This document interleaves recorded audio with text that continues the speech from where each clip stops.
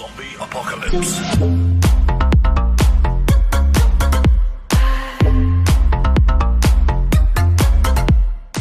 Read about the magic and the Enlightenment period. All these scientists were magicians. They were all into black magic. You read about Francis Bacon. I just read a biography of Francis Bacon called Knowledge is Power, Magic and the Creation of Modern Science. Francis Bacon was reading all these magical books. 2001: A Space Odyssey. What's his name? Arthur C. Clarke. Arthur C. Clarke, great technologist. He actually has most of the patents that enabled the satellites, right? If you look at his interview with BBC in 1961, where he predicts the internet, he predicts the cell phones, he predicts texting. He said that by the year 2000, people are going to have handheld devices that enable them to talk to anybody anywhere, right? Arthur C. Clarke said, and he has 3 laws of technology. One of his laws is no technology reaches a level of complexity except it becomes indistinguishable from magic. So, you know, I don't know. I'm not a big fan. I'm not a Luddite, right? I'm using a microphone right now. I'm not a Luddite, but this whole worshipful attitude towards technology to me is really stupid. The Illuminati's agenda to use the Apple Computer Company to brainwash the masses in preparation for the transhumanist evolution, as well as prepare them to accept the mark of the beast. The Apple Computer Company is a sinister company being used in the Illuminati agenda to prepare the Antichrist kingdom. So the first thing that you just need to do is look at the logo. It's an apple, and there's a bite out of it. So what are they trying to say and symbolize with this logo? If you look at the official story, you're never going to get the truth. We're dealing with satanic secret societies. They keep everything secret. So this is a symbol from Apple Computer of satanic Luciferian enlightenment, that godhood can be achieved by a bite out of the forbidden fruit. The first Apple was sold for $666.66. Historical first yesterday, as Apple, maker of MacBooks and the iPhone, of course, became the first public U.S. company to be valued at $1 trillion. It's the company that promised to change the world. Today, it's iPhones and other products the center of life on the go. Now, Apple making history as the world's first $1 trillion company. Now, this is an HP commercial, and as you can see, for those of you who study the Illuminati, you understand the transhumanist agenda. They believe that at some point they will become gods by merging themselves with technology. It's called the singularity. Ray Kurzweil, a Google executive, is actually saying that by 2045 we will achieve what he calls singularity, man merging with machine, therefore man evolving into a god. And here we have Dr. Dre promoting this transhumanist agenda. Later on in the commercial, the Beats by Dre conveniently comes here, and I mean, it's blatant, 666, the number of the beast. Now, this, to most brainwashed people who do not know that there is an Illuminati matrix, a satanic antichrist matrix that blinds their eyes so they can't even see the truth hidden right in front of their eyes. Apple possibly poised to make the biggest deal in its history and in the process create what could be hip-hop's first billionaire. This is all about Dr. Dre's popular company Beats, which does headphones and much more. In the late, the Renaissance period and the Enlightenment period were involved heavily in magic. And you can study this in the history of it. They were very interested in alchemy.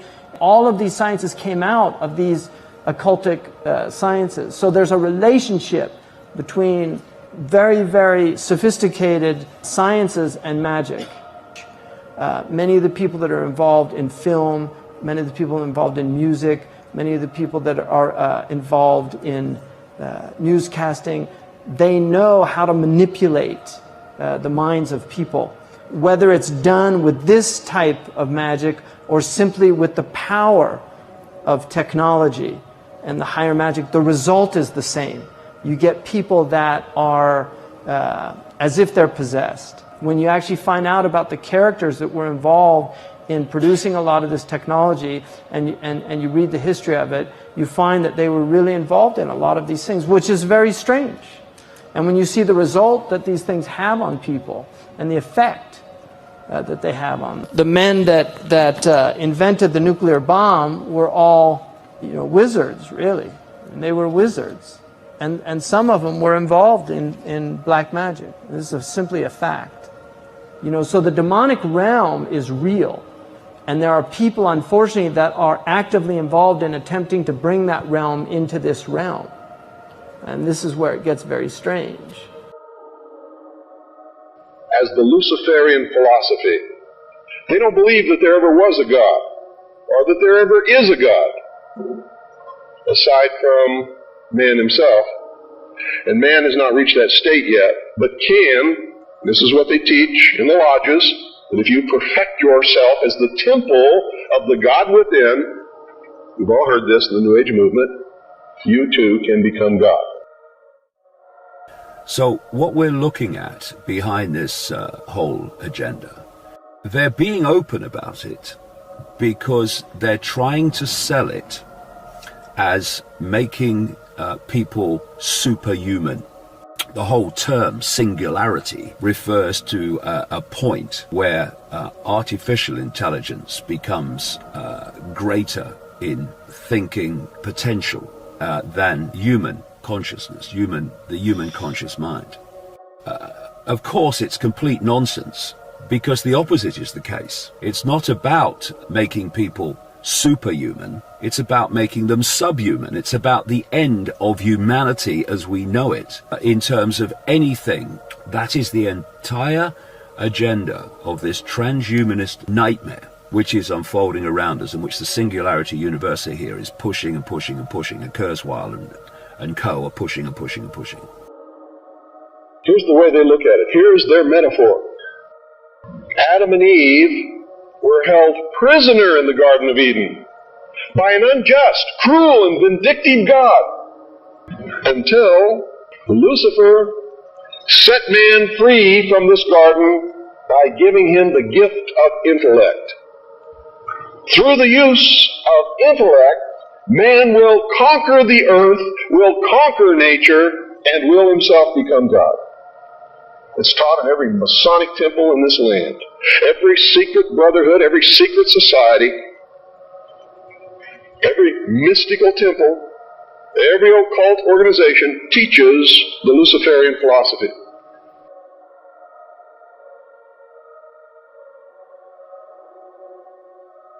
To bring in the New World Order, they need to create a Big Brother spying system where everyone is monitored and they can, just like God, see all things. People think of Google primarily as a search engine on the internet, which first of all gives it enormous power because of its domination of the search engine arena, because through algorithm codes and other technology and methods, they can manipulate the stories that appear most prominently on their search engine lists.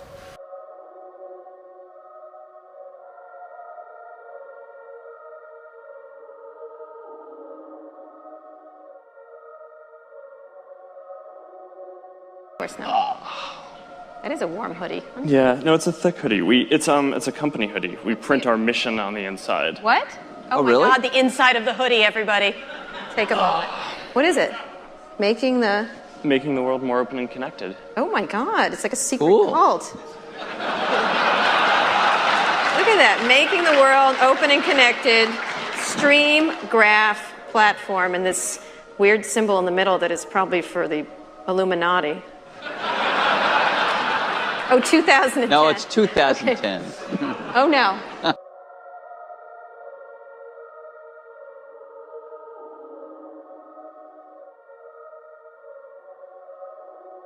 Here's the way they look at it. Here's their metaphor. Who brought man the gift of fire? They believe Lucifer. What was the gift of fire?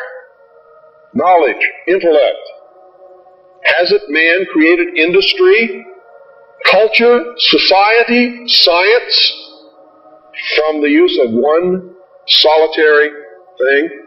Fire. That the discovery or invention or harnessing of fire was one of the great scientific and technological discoveries in all of human history. Fire, to a great extent, made human civilization possible. Fire made it possible. There was no Bronze Age without fire. No Iron Age without fire. No Industrial Revolution without fire. The advances of science and technology are greatly dependent on the human ability and capacity to take fire and use it for human good.